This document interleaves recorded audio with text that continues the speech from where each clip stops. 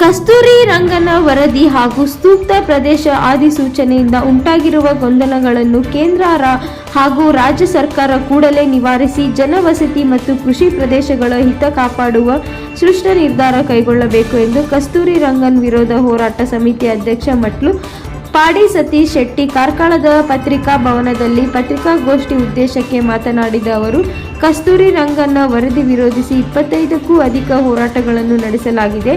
ಆ ಸಂದರ್ಭದಲ್ಲಿ ಅರಣ್ಯ ಇಲಾಖೆಯಿಂದ ನೋಟಿಸುಗಳನ್ನು ನೀಡಲಾಗಿದ್ದು, ಇದೀಗ ಮತ್ತೆ ಹೋರಾಟ ಆರಂಭವಾಗಿದ್ದು, ಸರ್ಕಾರಗಳು ಈ ವಿಚಾರವನ್ನು ಗಂಭೀರವಾಗಿ ಪರಿಗಣಿಸಬೇಕು ಎಂದು ಹೇಳಿದರು. ಪರಿಸರ ಸಂರಕ್ಷಣೆ ಅಗತ್ಯವಾದರೂ ಅರಣ್ಯ, ಕೃಷಿ, ಜನವಸತಿ ಪ್ರದೇಶಗಳನ್ನು ಪ್ರತ್ಯೇಕವಾಗಿ ಗುರುತಿಸಿಕೊಳ್ಳಲು ಗೊಂದಲ ನಿವಾರಿಸಬೇಕು ಎಂದು ಒತ್ತಾಯಿಸಿದರು. ಕೇಂದ್ರ ಸರ್ಕಾರದ ಪರಿಸರ ಸಚಿವಾಲಯಕ್ಕೆ ಕಸ್ತೂರಿ ರಂಗ ವರದಿ ಬಗ್ಗೆ ಸಾರ್ವಜನಿಕ ವಲಯದಲ್ಲಿ ಅಪೇಕ್ಷಣೆ ಸಲ್ಲಿಸಲು ಸೂಕ್ತ ವ್ಯವಸ್ಥೆ ಕಲ್ಪಿಸಬೇಕು. ಅಪೇಕ್ಷಣೆ ಸಲ್ಲಿಸಲು ಯಾರ ಮೂಲಕ ಎಲ್ಲಿ ಸಲ್ಲಿಸಬೇಕು ಗೊಂದಲ ಇದೆ.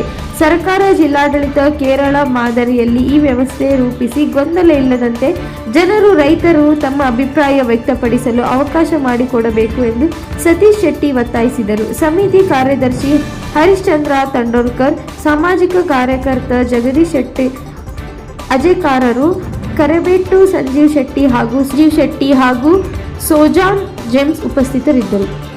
ಸರ್ಕಾರದ ಮುಖ್ಯ ಕಾರ್ಯದರ್ಶಿಗಳನ್ನು ಒತ್ತಾಯ ಮಾಡ್ತಾ ಇದ್ದೇನೆ, ಈ ಗೊಂದಲ ನಿವಾರಣೆ ಮಾಡಿ, ಈ ಅರಣ್ಯಕ್ಕೆ ತಡೆಗೋಡೆಯನ್ನು ನಿರ್ಮಾಣ ಮಾಡಿ, ಸಾವಿರಾರು ಕೋಟಿ ಅದಕ್ಕೆ ಹಣ ವ್ಯಯ ಆಗ್ತಾ ಇದೆಯಲ್ಲ, ಅದನ್ನ ಈ ಸಂಘರ್ಷವನ್ನು ನಿವಾರಣೆ ಮಾಡಲಿಕ್ಕೆ ಉಪಯೋಗ ಮಾಡಿ.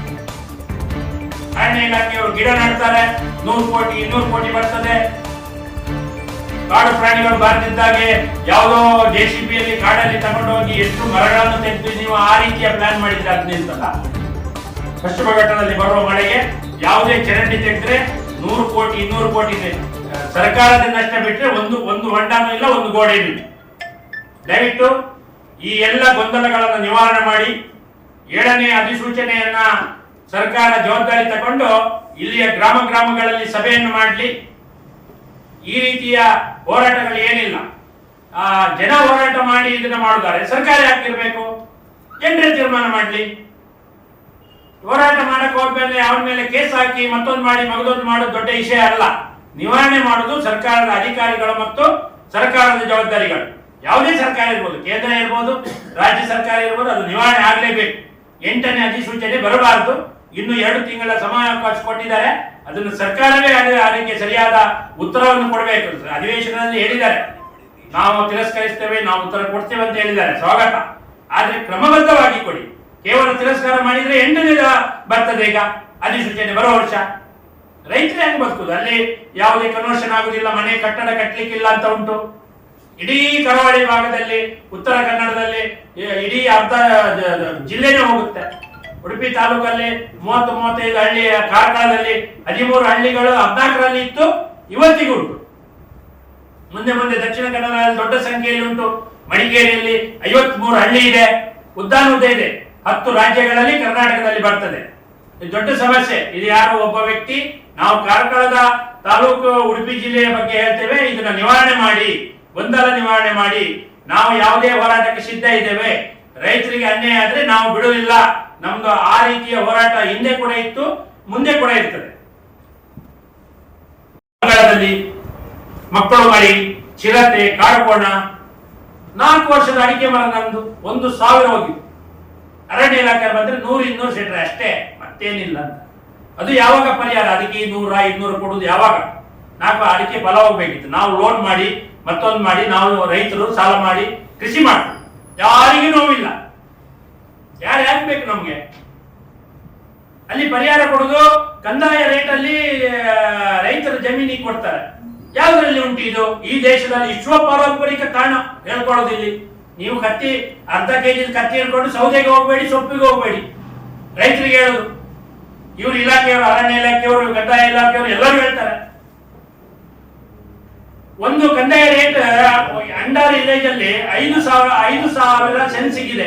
5 ಲಕ್ಷ ರೂಪಾಯಿ 1 ಎಕರೆಗಿದೆ. ಅರಣ್ಯ ಇಲಾಖೆಯವರು ಪರಿಹಾರ ಕೊಡುವುದು ಎಷ್ಟು? 1 ಎಕರೆ ರೈತನಿಗೆ ಆ ಅರಣ್ಯದ ಒಳಗಿದ್ರೆ 1 ಎಕರೆ ಅವನಿಗೆ 5 ಲಕ್ಷ ರೂಪಾಯಿ ಸರ್ಕಾರ ಕೊಡುತ್ತೆ. ಕೃಷಿ ಅಡಿಕೆ ಇದ್ರೆ, ತೆಂಗು ಇದ್ರೆ ಬೇರೆ ಕೊಡ್ತದೆ. ಅದ್ರ ರೇಟ್. ಆದ್ರೆ ಅದೇ ರೇಟ ಈಗ PWDಗೆ ರೋಡ್ ಎಲ್ಲೆಲ್ಲ ಹೈವೇಯಲ್ಲಿ ಬೇಲಿ ಹಾಕಿದ್ದಾರೆ ನಂದಂತ ಅವ್ರಿಗೆ ಎಷ್ಟು ಪರಿಹಾರ ಕೊಡ್ತಾರೆ? 3 ಪಟ್ಟು ಕೊಡ್ತಾರೆ.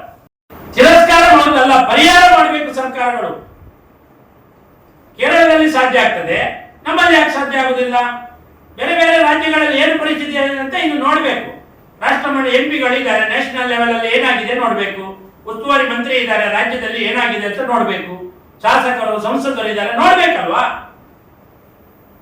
ಹೋರಾಟ ಮಾಡೋದು ನಾವು 14-15ರಲ್ಲಿ ಈ ತಂಡ ಇಟ್ಕೊಂಡು ನಾವು ಸಾವಿರಾರು ಜನ ಸೇರಿಸ್ಕೊಂಡು ಒಂದೊಂದು ಸಭೆಯಲ್ಲಿ 5,000 7,000 ಜನ ಸೇರಿಸ್ಕೊಂಡು 3,000 5,000ದವರೆಗೆ ಸೇರಿಸ್ಕೊಂಡು ನಾವು 20 ರಿಂದ 25 ಉಡುಪಿ ಜಿಲ್ಲೆಯಲ್ಲಿ ಸಭೆ ನಾನು ಮಾಡಿದ್ದೇನೆ ನನ್ನ ನೇತೃತ್ವದಲ್ಲಿ. ಎಲ್ಲರೂ ಕೈ ಜೋಡಿಸಿದ್ದಾರೆ. ಪಕ್ಷ ಪಾರ್ಟಿ ಇಲ್ಲದೆ ಪಕ್ಷ ರಹಿತವಾಗಿ ಹೋರಾಟ ಮಾಡಿದೆ. ಆದ್ರೆ ಇದು ನಿರಂತರ ನಡಿಬೇಕನ್ನೋದು ನನ್ನ ಪ್ರಶ್ನೆ. ಆದ್ರಿಂದ ಇದನ್ನು ನಾನು ಒತ್ತಾಯ ಮಾಡ್ತೇನೆ ಈ ಪತ್ರಿಕಾಗೋಷ್ಠಿ ಮುಖಾಂತರ. ವೈಮಾನಿಕ ಆಧಾರದ ಮೇಲೆ ನಡೆದಂತ ಕಸ್ತೂರಿ ರಂಗನ್ ವರದಿಯನ್ನ ಸಾರಾಸಗಟವಾಗಿ ತಿರಸ್ಕಾರ ಮಾಡಬೇಕು.